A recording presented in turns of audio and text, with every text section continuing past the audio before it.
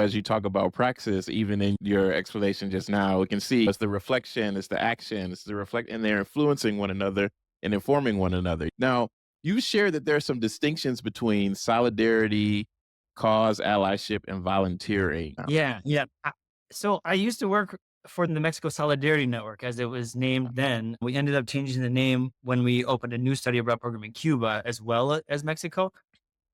But I'd say the most illustrative point about the solidarity aspect is that the way I have come to learn and appreciate and love and use the term solidarity is based on the study abroad program in Mexico that me and my coworkers ran and developed with our wonderful educators in Mexico and social movement leaders in Mexico. It's based in this fundamental idea that in order for there to be a liberatory, a liberating, freedom aimed project, any one of the people involved in that have to have an investment in it as well for them. And Mm, that means that you are not doing anything for someone else exclusively. And that does a few things. It eliminates the, I would say, like the almost subconscious thing that a lot of not only white people, but like people from the US who look at the world as if they're like still struggling to get to our levels of freedom.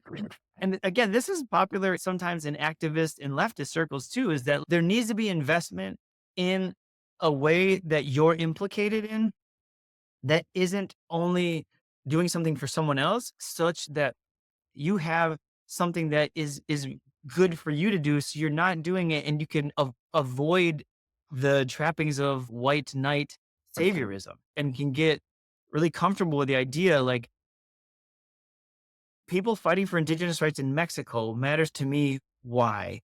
How does that affect my life and why am I invested in it? It's not a selfish thing. It's not like you have to, it can be really flipped on its head and being like, oh yeah, that's that self-interest drive of human beings. It's, no, no, no, no, but it's not. It's the antithesis of that.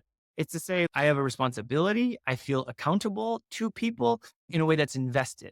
And that's what to me is really important about solidarity versus service or versus allyship. Allyship is a tricky one because mm,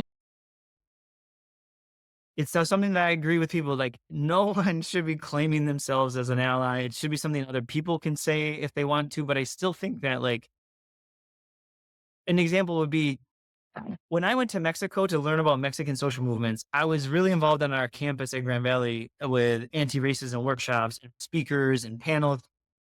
And it was something I was really not looking forward to leaving, but I was interested in learning a new thing as well.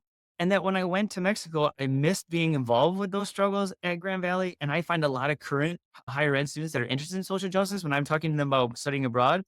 Some of the reasons they end up not wanting to go, some of the best students and best candidates to go study abroad are like a little nervous and worried about it because they don't want to leave their comrades in their organizing I see. efforts I see. for a semester to go do it. And so I think there has to be that sort of investment. And that's tough when you're like, I'm not from there. How can I have investment there? And I think that there's a real important reflection to go on continuously while you're doing that, because it can very quickly veer off to the side of tokenizing other cultures and other communities or countries. And you can slip back into feeling savioristic if you don't identify with those struggles back in your home communities. So a lot of our program focused on how do we see what's happening in Mexico and what they're fighting for and organizing in Mexico, and how do we interpret those lessons back onto the things we're fighting for in the United States. Mm, And that was the entire motive of the program. It was not to go see suffering in Mexico. It wasn't to go feel guilty about what US free trade plans like NAFTA did to Mexico. It wasn't just to go there and feel pity. We wanted to go there to see dignified communities fighting and standing up for themselves, not to just be impressed and oh, this is good, but to say, if you can do that with your context, with your community there, what can I bring back and take that back and flipping that script of that US supremacy that's right. thing, whereas we have human rights and we have fair elections.